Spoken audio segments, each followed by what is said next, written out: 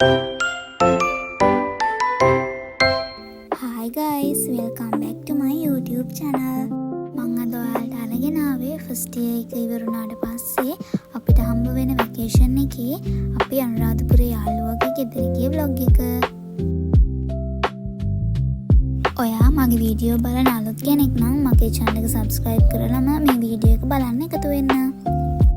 Exam එක පටන් ගන්නත් කලින්ම තමයි අපි මේ ගමන යන්න plan කරලා තිබුණේ.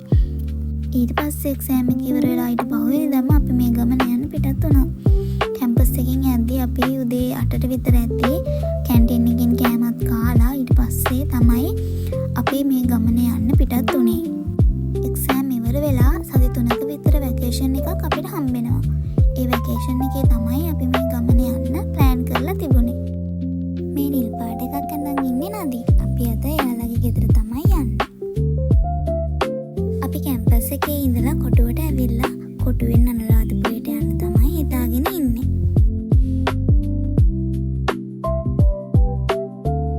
අපි කොටුවට එද්දී 10 විතර වුණා. ඊට පස්සේ අපිට 10:45ට කොටුවෙන් පිටත් වෙන මන්නාරම් බස් එක තමයි හම්බුනේ. ඊට පස්සේ බලන්නකෝ අපි තුන් දෙනා කරන කෝලම් වැඩ ටික.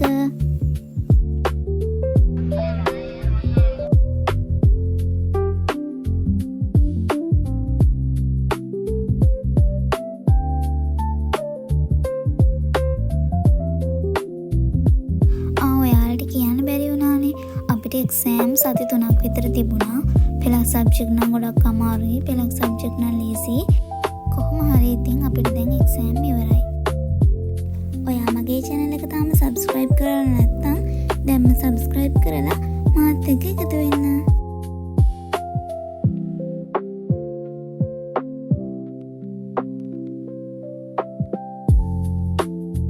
අපි දැන් නම් අනුරාධපුරයට කිට්ටු කරලා ඉන්නේ.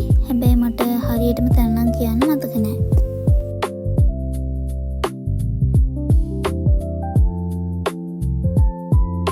ඔයාලට මතකද ළමයි TikTok නාටුව හින්දා පාලම් කැඩුනා. මේ තියෙන්නේ ඒ වගේ කැඩුණු පාලමක්. දැන් එතන තියෙන්නේ తాවකාලික පාලමක් දාලා. කැම්පස් ආවට පස්සේ අපි යාළුවෙක්ගේ ගෙදර යන පළවෙනි වතාව මේක. ඉතින් මං හිතනවා මේක අපිට අලුත් අත්දැකීමක් වේවි කියලා. ඉතින් මේ මට ලැබෙන පළවෙනි අත්දැකීම මං හිතුවා ඔයාලත් එක්ක vlog එකකින් share කරගන්න. ඔයාලා ඉතින් අන්තිම වෙනකල් වීඩියෝ එක බලන්න කියලා මං ගොඩාක් ආදරේ මතක් කරනවා.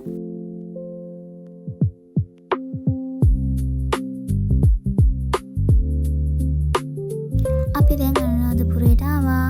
අපේ අනුරාධපුරයට එද්දී 4:00 විතර වගේ වුණා. එයාලගේ තාත්තා අපිව ගන්න පාරට ඇවිල්ලා තිබුණා. මේ තියෙන්නේ එයාලගේ ගෙදරට යද්දී පාරේ තියෙන ලස්සන වැවක්. ඉතින් ඔයාලටම පේනවනේ එයාලගේ ගම මාරම ලස්සනයි.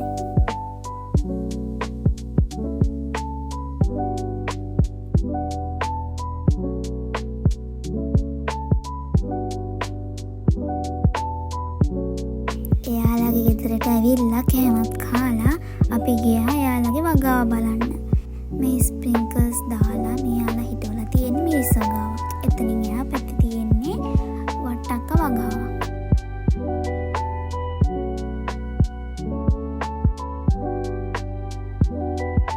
මේ තියෙන්නේ එයාලගේ තල වගාවක්. ඒ ගැන වැඩි විස්තර මම ඔයාලට ඉස්සරහදී vlog එකකින් අරගෙන එන්නම්. එයාලගේ වගාවන් ටිකත් බලලා ඊට පස්සේ අපි ගියා එයාලගේ ගම බලන්න. ගමයි පන්සලයි වැවයි දාගෙබයි කියන සංකල්පය අනුරාධපුරයේදී ඉස්මතු වෙලා පේනවා. නදීලගේ ගෙදර ගියපු මුල්ම දවසේ හවස් වරුව අපි ගත කළේ මේ වැව ගාව.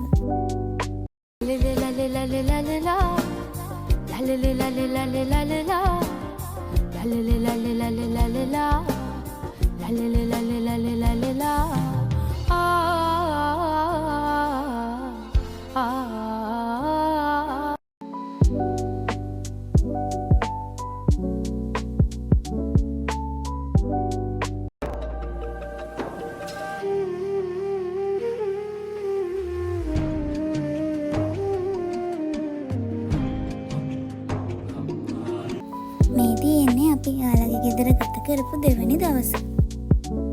අපි හිතුවා අද වැවේ නාන්න ඕනි කියලා. ඒ නිසා මමයි නදී චංචලයි අපි තුන්දෙනාම වැවට ආවා නාන්න. අපි වැවේ නාන්න ආවට අපි වැවේ ගිලිලා නෑවේ නෑ. මොකද අපි දෙන්නටම පීනන්න බෑ. ඒ වුණාට නදී නම් වැවේ පීනලා නෑවේ.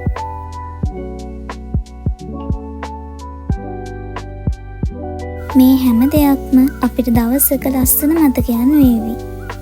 ඉතින් කවදා හරි මේ මතක මගේ channel එක හරහා මට බලා ගන්න තියනවා කියන්නේ ඉතින් මට ඒ තරම් සතුටක් නෑ.